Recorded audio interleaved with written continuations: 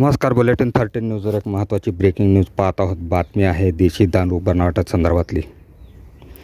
येवल्यात बनावट देशी दारूच्या कारखान्यात उत्पादन शुल्क विभागाने धाड टाकत देशी दारू बनवणाऱ्या साहित्यासह बुलेरो वाहन, स्पिरिटचे टँक साहित्यासह 17 लाख रुपयाचा मुद्देमाल जप्त केला आहे.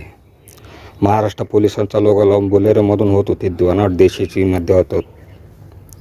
येवला तालुक्यात अडगाव रेपाळ येथील एका शेतामध्ये बनावट रॉकेट नावाची देशी दारू बनवण्याचा कारखाना उत्पादन शुल्क विभाग, नाशिक, कळवण, सटाणा व येवला पथकाने धाड टाकले आहे.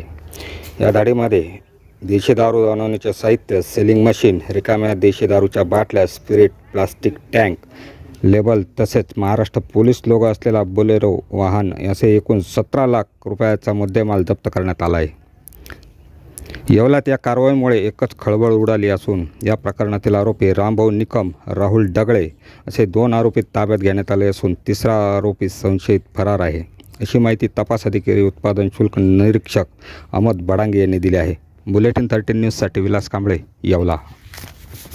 मध्यरात्री आम्हाला एक बातमी मिळाली. त्यानुसार आम्ही एक सटाणा फ्लाइंग स्टाफ, कळवण निरीक्षकचा स्टाफ आणि येवला निरीक्षकचा स्टाफ असे सगळे मिळून मध्यरात्री आम्ही आडगाव शिवारात गेलो असता तिथं आजूबाजूला तपास करत करत आम्हाला सकाळ उजाडली.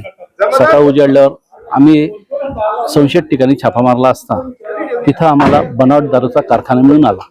त्या कारखान्यामध्ये यंत्रसामुग्री मिळून आली. स्पिरिट, मद्यार्क, खाली बाटल्या, भरलेले बॉक्स 180 मिलीचे, 90 मिलीचे.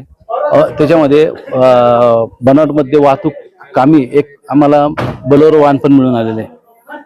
असा एकूण सगळा रुपये 17,06,850चा मुद्देमाल मिळून आलेला आहे. या कारवाईमध्ये कळवण विभाग, येवला विभाग, सटाणा विभाग सामील आहे. ही सर्व कारवाई आमच्या अधीक्षक साहेबांच्या याच्याखाली झालेली आहे, मार्गदर्शनाखाली झालेली आहे.